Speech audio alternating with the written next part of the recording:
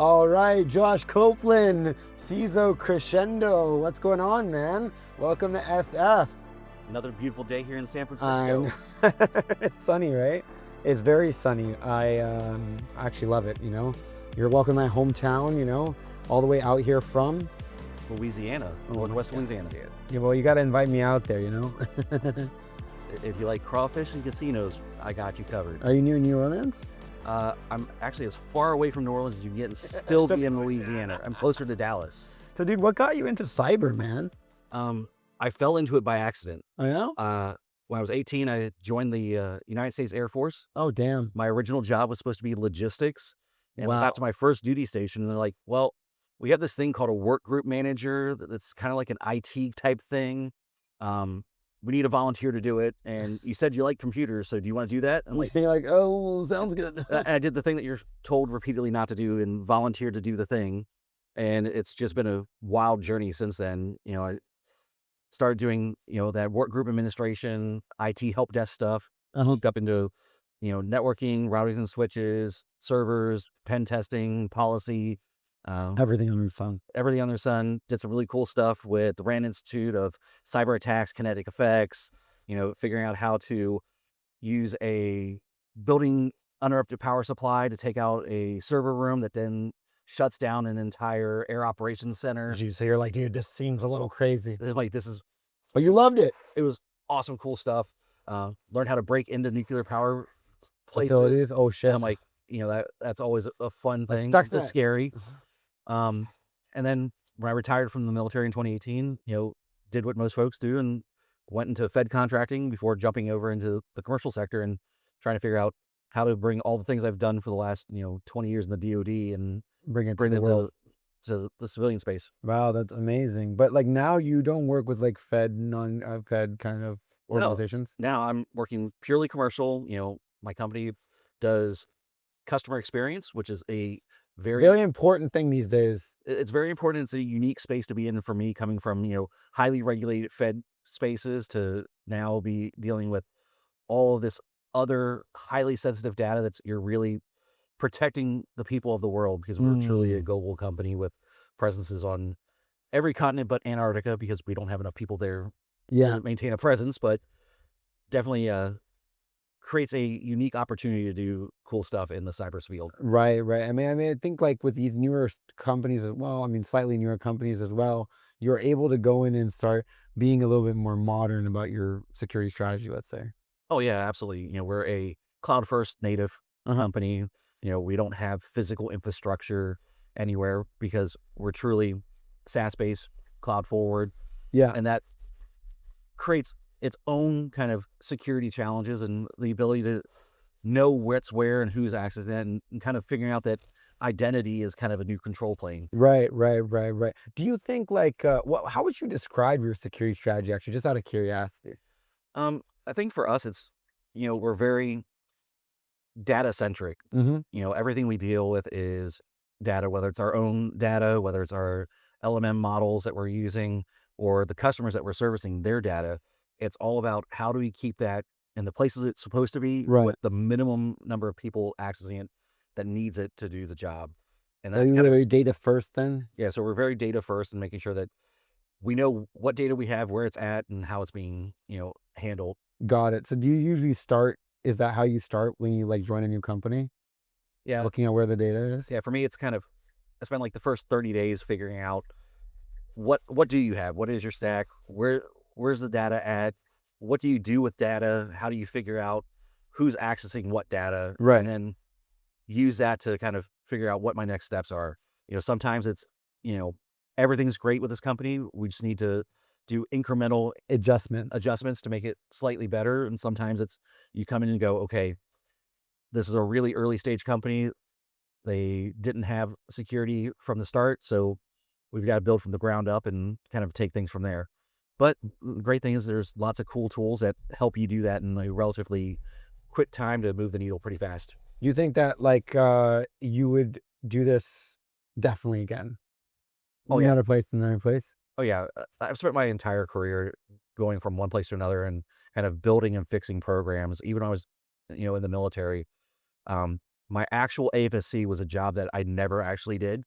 I always wound up doing other jobs that were kind of related to it, but not the job that I was supposed to be doing. Right. Um, and it's kind of been the bread and butter that I've had, is to go in, see where a place is and figure out how to take them to the next level, and then go find the next problem to go fix and solve. Right. Of course. And I mean, like, you do tend, of course, come from a very structured military background, but you do tend to have a lot of opinions around. I do have a lot of opinions, and they tend As to they be roles, by the way. yeah, and they tend to be unpopular opinions, Yeah. is what I'm most widely known for. And are they actually unpopular, or just nobody wants to say that? Um, I think they're unpopular to folks who are into the status quo and don't want to rock the boat. Right. I've been in the field long enough. I'm fairly confident in my position within the industry, where I'm okay with pissing a few people off because I said something that makes them uncomfortable. Right. So what is well, it's RSA. So what's RSA unpopular opinion number one? Um, Stop using the word agentic. You don't know what it means. That's probably true.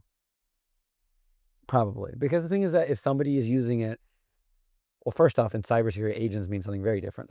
Yeah. And secondly, like, they may actually not be using those things that they're saying they're using, right? Well, Or doing. it's you don't know if you have it or not. Your product might have agentic AI, or it could just be just really, really sophisticated regex, which I've seen. Yeah. And it's kind of one of those things where this year's buzzword is agentic. Right. Last year was AI. A few years ago, it was SOAR. And now, when you look at them, like, we're really just taking the same things and rewrapping them under a new word. whatever the new branding is. That's Because funny. SOAR is automation. Well, Yeah. AI was doing automation. Agentic is, again, more automation. It's just the More and more. methods of which you're doing it. So, I think we've overused terms like AI and agentic just because they're the cool buzzwords, and we're making folks go, use AI for what? What do you need AI for? Yeah, no, it's a fair point, right? I mean, like, what does it actually mean, right? And do you think that, like, for you personally, like, does it get annoying, or becoming, you're the CISO, right? Yeah. So you're going in, is it just does it feel like the pitch is fake, or does it feel the marketing is fake, or what part of it is annoying? I think a lot of it is where Or maybe frustrating is the right word. it's, can you explain this to me in a way that makes sense and actually matches the words you're using? Yeah.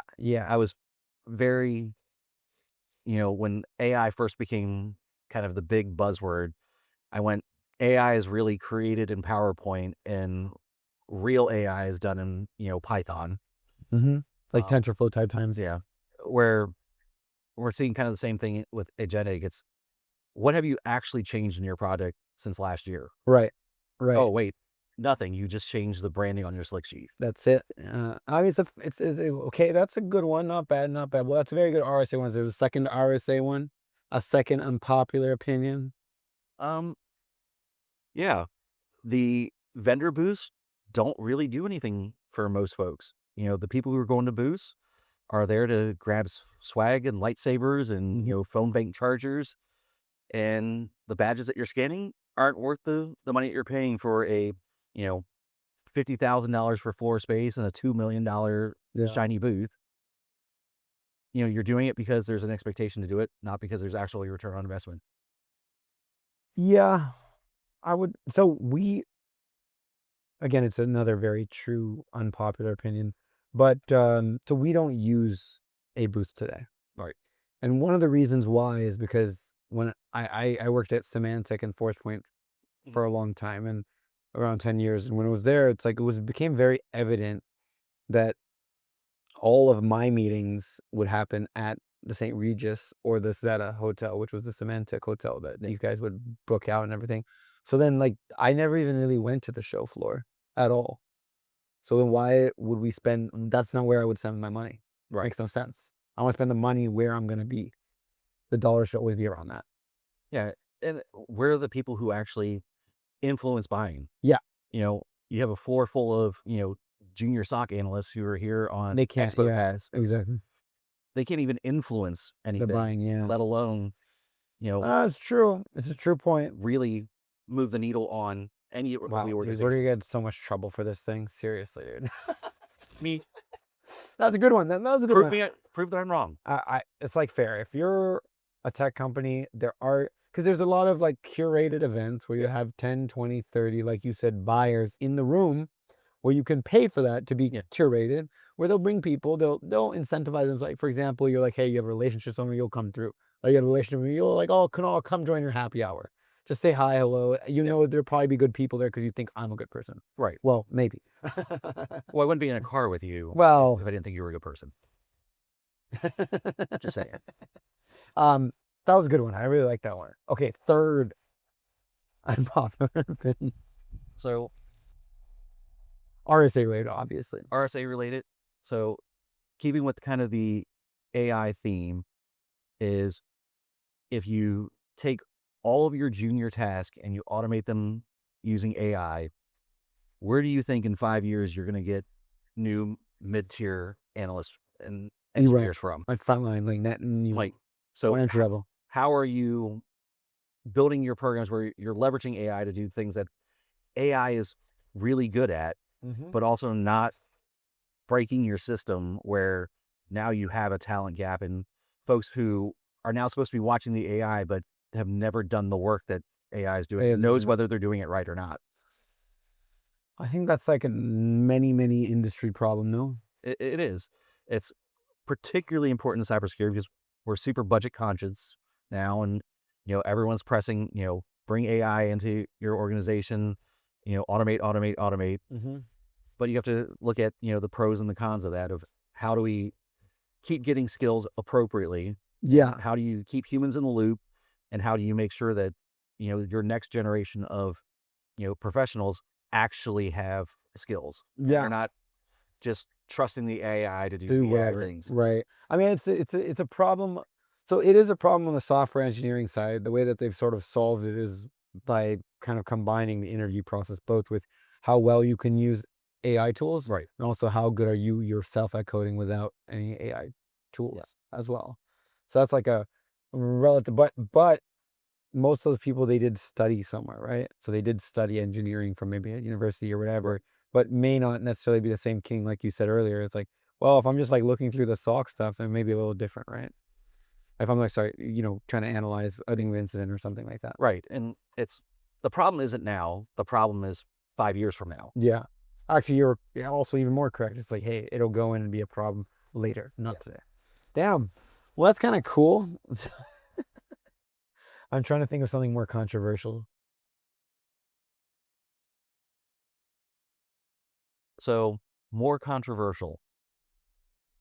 I think one that I've put out a few times that always gets people kind of rattled is that I am a big advocate that certifications don't mean shit. Okay.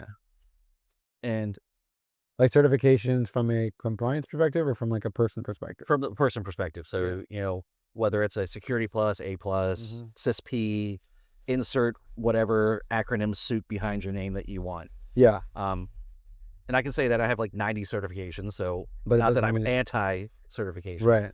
But I think we've done over-reliance on certifications where, I've interviewed folks for, a mid-tier analyst role, and they have a master's degree in information assurance with a CISP, and they have everything. They have all the things, and you ask them a basic question like, tell me a cybersecurity framework, regulation, or requirement, and how it relate to the job that you're interviewing for. I mean, that's super basic level information. And in one case, this guy had their master's degree had a focus in health, and they couldn't spit out HIPAA or high tech, let alone something like NIST, ISO 27001, SOC 2. Yeah. So like there's like a little bit of the gap. It's like just because you can pass the test doesn't mean you can think about through the problem. So we have the kind of this problem that's brought on by DoD from 2006 when they had the 8570 program stand up. And as we've seen through many iterations, whatever the federal government does, eventually the rest of everyone does. So we've created this over-reliance on certification as a delineator, but we're not making sure that folks retain the information after doing a 1-week CISP boot camp. take the test on Friday, Are they able to retain it for the next few? are they able to actually apply that to do something that actually matters? True. So, Do you think that like certifications? Well, for me, whenever I think certifications, because is more on the compliance certification side. Yeah. SOC 2, ISO, etc., etc. But you're right. I mean, there's a component of, most people in security will try to do the CISSP. Yeah. Well, even if you're talking things like compliance things, a SOC 2 doesn't necessarily mean that you're doing anything great. It means that you measured against your controls that you had in place. Yeah. If my password policy is, have any password you want, and everyone has any password they want, I've complied with my policy. It doesn't necessarily mean that it's good. It's not very good, yeah. And, we've seen it as recently as this week of, people who are doing those type of audits who are not doing thorough investigations and not looking at actual evidence or fabricating evidence of the findings and so on. And creating, essentially rubber stamp. AKA Delph. Yes, Delph. Delph being the big one right now. They didn't show up to the show floor. Yeah, I actually went and tried to find their booth, and I seen the big empty spot where they were Where it should be. Because I had seen their billboard when I drove in, and like, that didn't age very well. Yeah, it didn't age well. I do think there's like an important distinction that like, hopefully, I can't remember who funded them, but hopefully they do learn that in cyber, it can cause a lot of problems, and it could cause more problems than anybody could ever imagine. Oh, yeah. And it's one of those things. You can have good, fast, or cheap. Yeah. Pick any two. Like, if something's promising you a good, thorough SOC 2 audit in 2 weeks, yeah, and it's supposed to be good, probably not that good. Like, it's not going to be good.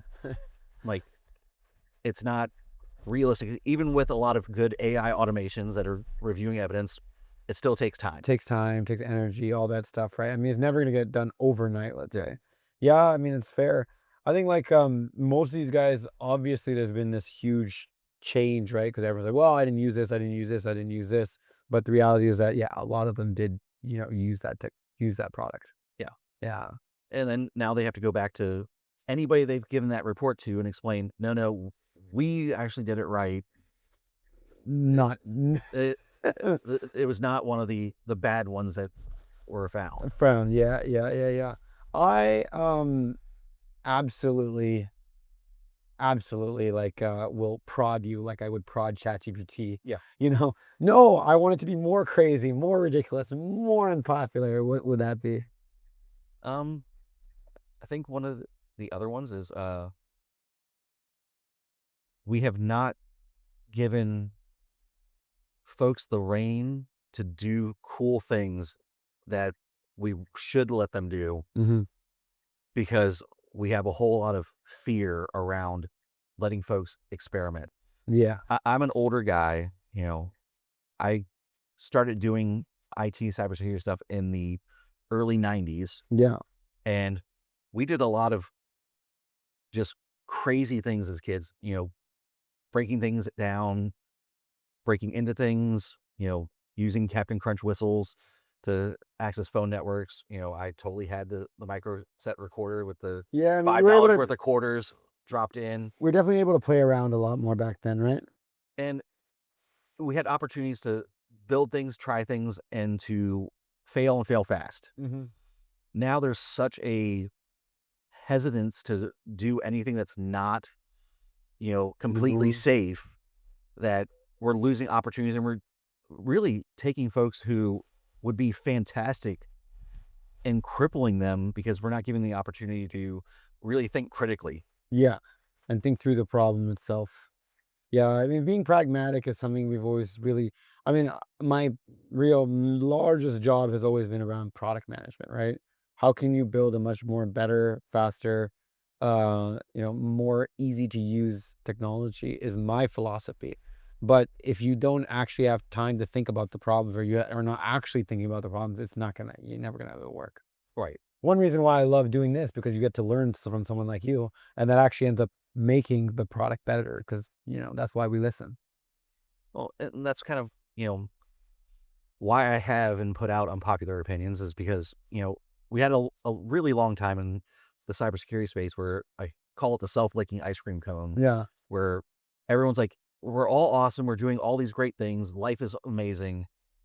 And that wasn't the reality that I saw. You felt like it needed to be improved. I'm like, I saw that, yeah, we're doing good things, but we're still not doing the same basic things that Right. we haven't been doing for the last 20 years.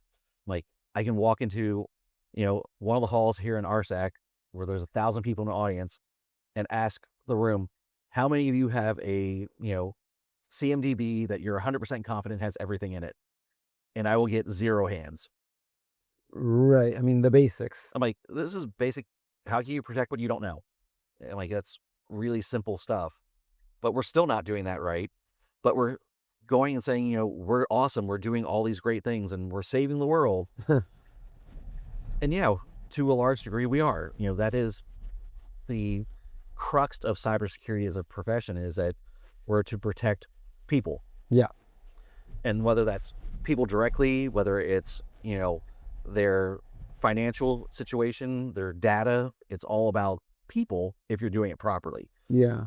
And we haven't really done that to our fullest capabilities yet, because we're out chasing the shiny new object that just got released at RSA rather than focusing on kind of the fundamentals of the things that we know need to be done that sometimes are just hard. Well, it's become a bit of an industry, right? Yeah. I mean, it's just it's not as like simple as, hey, there's a handful of problems and those are the things. It's more like, yeah, I mean, people will come in and really try to convince you there's a problem, and then from there, once you've convinced or somehow convinced, go in, purchase, and then go in and sell off the company. Yeah, and that's the thing is, a lot of it, it's not that whatever's being sold isn't a problem. Yeah. It's a problem, but is it your biggest problem? Is it the thing that's going to move the needle the most for your security posture? And maybe then it may not be the case. And that's often not the case, but it's the new shiny thing that they there. see Yeah. at RSA or at Black Hat or It's like, in we the gotta trade look at it magazines. now. Yeah. We've got to have it now because this is the new thing that's going out there. But is it even really a problem in your particular environment? Correct. That's a very good point. It's like, hey, is there an actual need? What's the business need, for example? And to be fair, this is one of my other unpopular opinions, is that as cybersecurity practitioners, we suck at business. And that's what really defines a really great CISO as opposed to somebody who is a really good technologist and is just kind of moving things along. Because the ability to translate cybersecurity risk into business risk is a skill that we haven't really done a great job fostering. Yeah. Because we tend to promote, the really smart, technologist who is really, really good at whatever specialty they have. And then we put them in charge of things, and that's not the skill set that they had. Right. And we haven't done anything to train them or make it better, or to make it better, or to have them think outside of that very tactical, here's the cybersecurity perspective. Mm-hmm. So I'll give kind of a generic example of, I have 2 vulnerabilities. One is a medium on my edge firewall that just had a KVE come out for it. The other is a critical finding, but it's on a print server that we use twice a year, and it's on a completely segregated network that can only talk to other print devices. Which one of those is worse for my business? Right. And you should be able to define that or answer that question. And you should be able to answer that question relatively simply. Most folks are going to default back to, well, the CVSS score is 9 for the critical, so that's the one I need to fix. But from a business context, that doesn't matter. Yeah. Like, that is literally probably the least vulnerable thing in your network from an actual exploitability and impact to the business. That edge firewall that's sitting between your, web server that's running your e-commerce in the world that has an exploitable medium that can be daisy chained with 3 other loads that you have on that you've never taken care of, because ultimately you've done nothing but criticals and highs because that's all you have the time for. Or that's what you've been doing or focusing on. Yeah. Do you think well, I mean, I think no 2 people are the same. Right.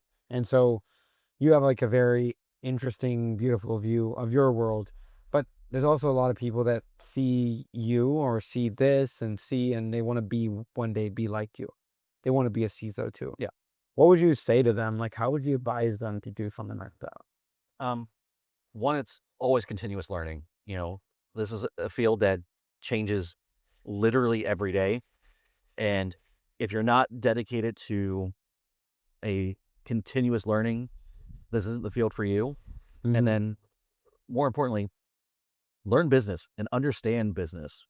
Talk to business professionals so that you can actually understand what the bits and bytes that you're dealing with do and how it translates into dollars and cents. Yeah. And I mean, I think like you believe that would help for sure. Yeah, across the board, if we took more folks who were cybersecurity and help them understand business, that would, one, make it easier for us to talk to the business, get more buy-in, and make it easier for us to do the things that we know that need to be done, because we can translate into things that they intrinsically understand, like money and risk. Makes sense. And I guess on a follow-on to that, how should someone get advice like this? How should they become like that? I mean, obviously continuous learning is a good one. Was there something that you'd recommend they do? Find a mentor. Find somebody that is kind of where you want to be. Reach out to them. One of the things I love about the cybersecurity community is that they're super open and friendly and want to help people grow in their fields, yeah. So typically, if you reach out to somebody, they'll give you 30 minutes to do something or figure just something out. Chat, talk, pick their brain, and figure out, what advice do you have for me coming in the field? Yeah. And I have the folks that I do that for, and I have folks that I do that, and just pick up the phone and go, hey, I need 30 minutes to talk on something. Can I pick your brain and see what your thoughts are on this? Give me a different perspective that I haven't thought of. Yeah, no, I mean, for sure, right? Listen, this has been absolutely amazing. Thank you so much, man, for coming by, taking time out of RSA, making things happen. Hopefully we got to continue conversation again soon. Yeah. Thanks for good. Thanks, Sam. All right. All right.